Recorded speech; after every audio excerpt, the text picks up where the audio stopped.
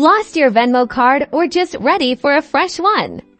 Here's how to get a new Venmo card with ease, right from your phone. First, open up your Venmo app and make sure you're logged into your account.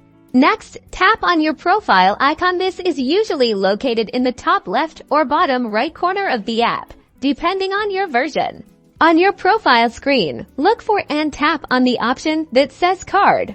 Here, you'll see options related to your Venmo card if you've lost your current card or it's damaged. Tap on Request a replacement card if you're looking to order a brand new card for the first time or as an additional card. You might see an option like Order a new card.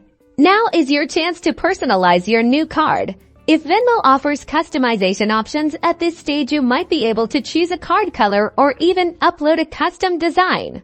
Confirm your delivery address to ensure your new Venmo card arrives at the right place. Double check that everything is accurate.